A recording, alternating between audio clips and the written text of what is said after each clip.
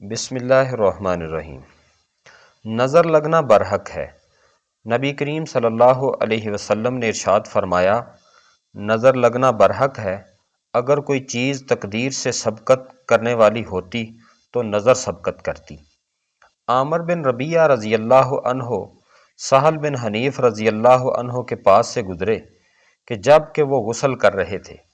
اتفاق سے انہوں نے سہل بن حنیف رضی اللہ تعالیٰ عنہ کو دیکھ کر بے ساختہ کہا کہ میں نے آج تک کسی کنواری دوشیزہ کی بھی اس طرح کی جلد نہیں دیکھی۔ یہ کہنا تھا کہ سہل رضی اللہ عنہ بے ہوش ہو گئے اور زمین پر گر پڑے۔ انہیں رسول اللہ صلی اللہ علیہ وسلم کی خدمت میں لے جایا گیا اور عرض کیا گیا کہ سہل بے ہوش ہو کر گر گئے ہیں۔ آپ صلی اللہ علیہ وسلم نے فرمایا، تم ان کے بارے میں کس کو مورد الزام ٹھہراتے ہو؟ صحابہ کرام رضی اللہ عنہم نے عرض کیا، عامر بن ربیعہ کو۔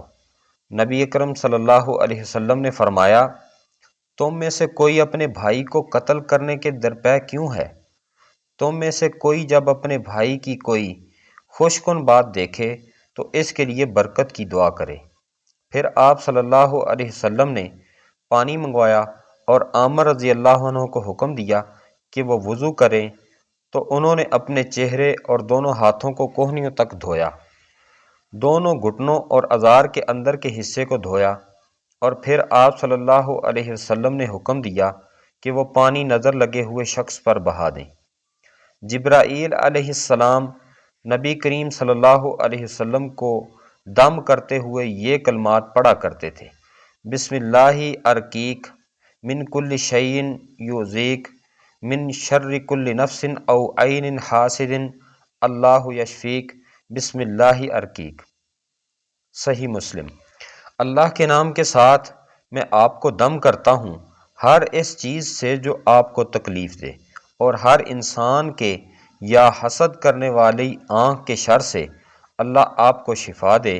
میں اللہ کے نام کے ساتھ آپ کو دم کرتا ہوں۔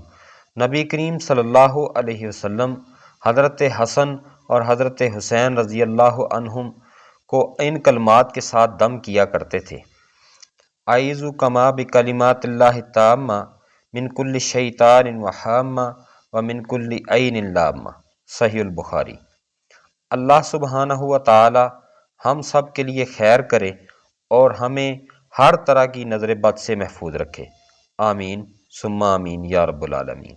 پیارے دوستو، صدقہ جاریہ کے لیے اس ویڈیو کو لائک کریں اور زیادہ سے زیادہ شیئر کریں۔